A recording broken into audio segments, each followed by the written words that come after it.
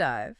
Excited to be here. Today, we're going to be tackling a sermon that honestly really got me thinking. Oh, yeah. And this one's called, Why Are My People Perishing? By Apostle Jenkins. Okay. And we also have some commentary from Reverend Rose. Got it. And, it's really timely because it's Black History Month, but I think the questions that he raises kind of go way beyond any specific month. Absolutely. I was struck by that, too. It's grounded in a religious context.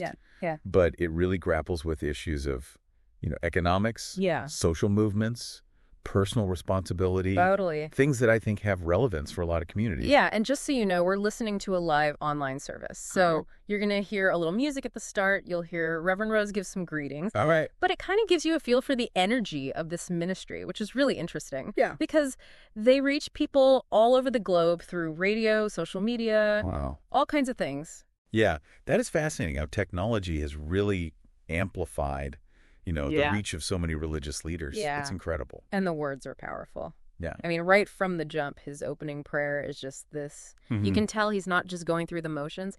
This is really heartfelt. Yeah, I agree. The sincerity really comes through. Yeah.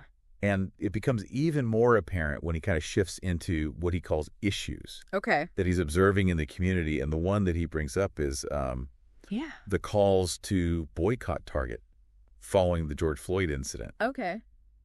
And you might be thinking, wait, what does a boycott have to do with the sermon? Yeah.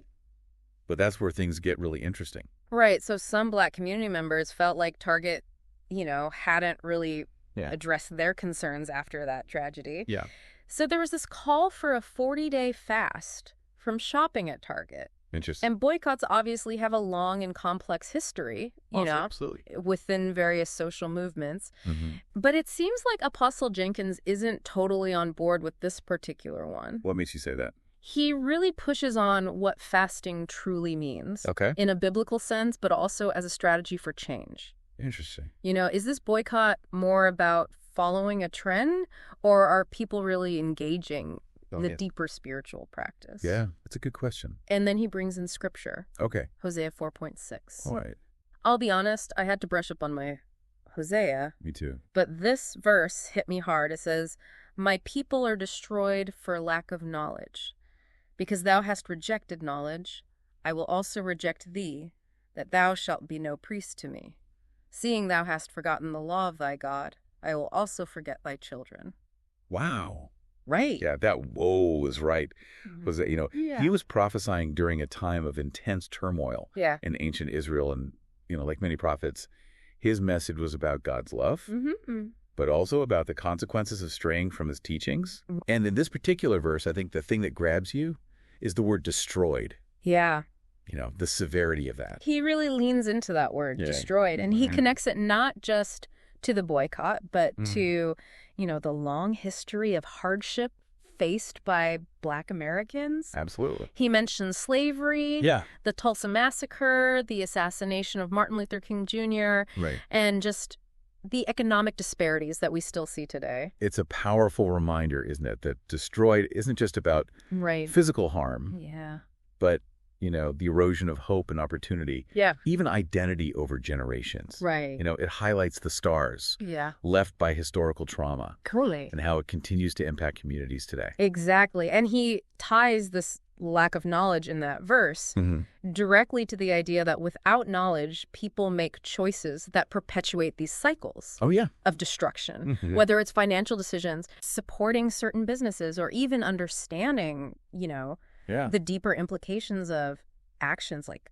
this boycott. He's really challenging them to think beyond the surface. Yeah. To question what they know and how that knowledge or lack of knowledge might be contributing to the very issues that they're protesting. Yeah. And then he does something really unexpected. What's that? He uses this analogy that completely threw me. Okay. He talks about driving his raggedy car through wealthy neighborhoods. Really? And he's not doing it to envy the wealth. Right. He's trying to shift his perspective on what's possible. Yeah. Like, don't limit your vision based on your current circumstances. Yeah. That's where it gets really interesting from a psychological perspective. Yeah. Because studies have shown that exposure to different environments can actually impact our aspirations. Wow.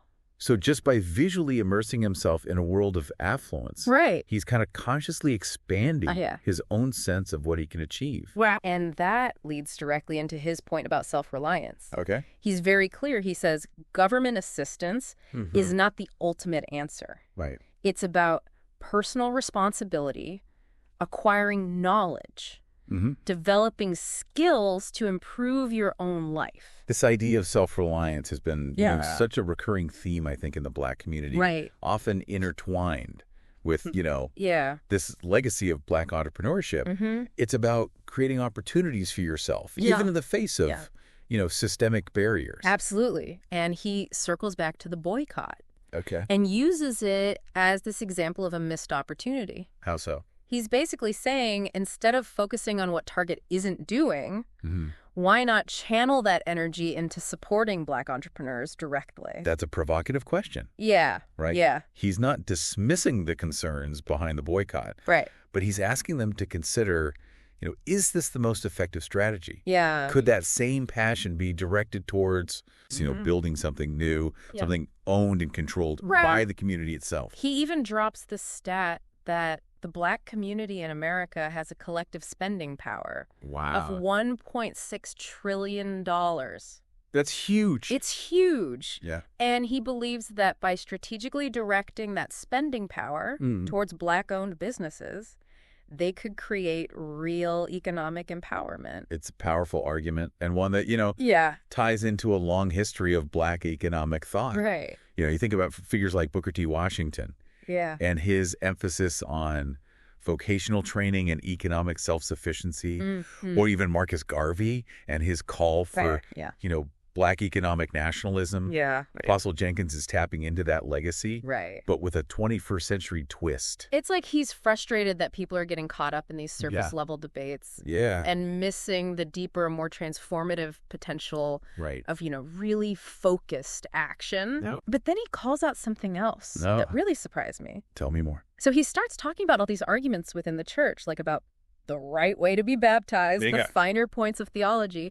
And he's basically saying, let's focus on the things that actually uplift and empower us. Not get bogged down in these side issues that distract us from real progress. I think he's highlighting a tension that exists in a lot of communities, religious or otherwise. Right. This kind of pull, between immediate action, like wanting that quick fix, versus understanding that, sustainable change often requires a much longer and more challenging path. Right. And it seems like he feels like that consistent effort is lacking. He even points out how the Black community will start initiatives with huge passion. Right. But then the momentum fizzles out. It's like we're great at the sprint, but not so much the marathon. Totally.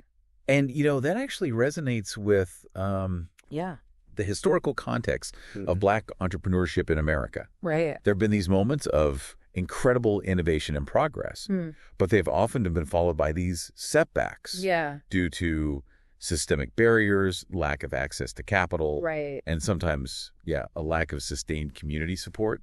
It's like building generational wealth requires more than just those initial bursts of energy. Absolutely. It requires planning. Right. It requires vision. And for him, that vision needs to include a shift towards knowledge. Okay. And he's not just talking about formal education. Right. Although he does touch on that. He's talking about financial literacy. Yeah. Understanding how money works, learning the skills to start and run a business. It's fascinating how he ties this back to the internet. Right. He sees the internet as this incredible tool. Yeah. Especially for aspiring Black entrepreneurs. Yeah. Because it's leveled the playing field in so many ways. And it allows people to access, information and resources and even markets. Totally. That were previously out of reach. He uses the example of self-publishing. Oh, yeah. Instead of waiting for traditional publishers to give them a platform, authors can now take control of their own work and reach a global audience. It's that DIY spirit. Yeah. But applying to the digital age. Right. And, it speaks to this idea of bypassing gatekeepers. Yeah. Creating your own opportunity. Totally. Instead of waiting for permission. And it goes right back to his critique of the boycott. He's saying instead of focusing on what Target isn't doing, why not invest that energy in building our own institutions? Absolutely. And then he even mentions this website. Oh, really? Where you can search for Black-owned businesses by product category. That's cool. So, like, need a new coffee maker?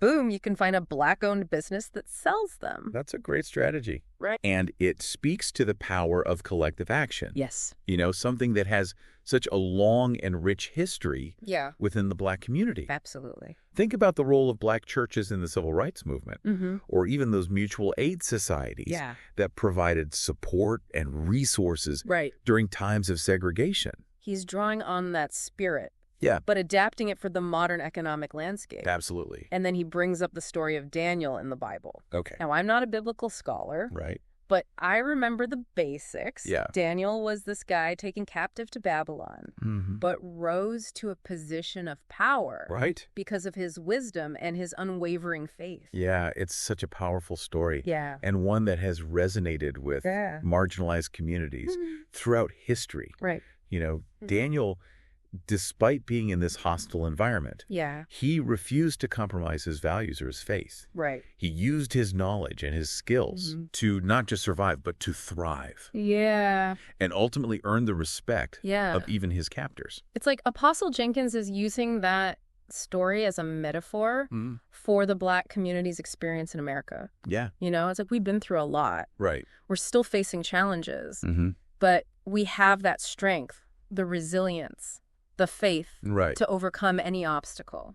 It's interesting how he connects, you know, Daniel's individual story to this collective experience of a community. Right. You know, he's suggesting that within each individual lies the potential for greatness. Yeah. But it's through collective action. Yeah. You know, through supporting each other that they can truly achieve liberation. And you can tell that message resonated with his audience. Yeah. I mean, you could hear it in their responses, the amens, the applause. Yeah, it's like he tapped into something deep. Yeah. A yearning for empowerment, for agency, Yeah. for a future where they're not just surviving, but thriving. Right. And what I thought was really insightful was how this sermon intersects with these broader conversations about social justice and economic empowerment. Absolutely. You know, he acknowledges that there are people who believe that government intervention and reparations are the only solutions. Yeah. But he's offering a different perspective. Okay. One that emphasizes individual agency,